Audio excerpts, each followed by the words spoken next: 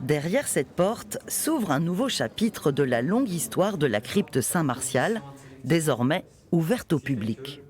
On trouvait ici pas moins de 3 églises. La basilique du Sauveur, l'église Saint-Pierre du Sépulcre et la chapelle Saint-Benoît. Allez, on va descendre.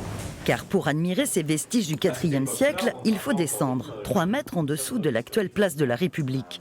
Une visite souterraine qui commence au pied des tombeaux de Sainte-Valérie, du duc Étienne et de Saint-Martial. Martial chasse les démons.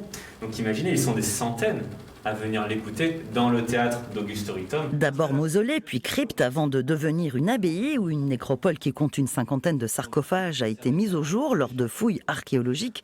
C'est une découverte que l'on soit Limougeot ou en vacances.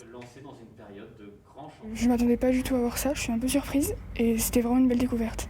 Du coup, ça a été aussi l'occasion d'apprendre un petit peu sur l'histoire de Limoges, sur l'histoire chrétienne, on va dire aussi justement de la ville. Très intéressant à voir et à visiter, c'est une curiosité. De l'Antiquité jusqu'à la Révolution, un récit foisonnant. Ce site exceptionnel qui connut son âge d'or au XIIIe siècle était réputé pour ses manuscrits et ses émaux médiévaux, aujourd'hui conservés dans les plus grands musées du monde. C'est vraiment un centre où les pèlerins passent, notamment ceux de Saint-Jacques de Compostelle.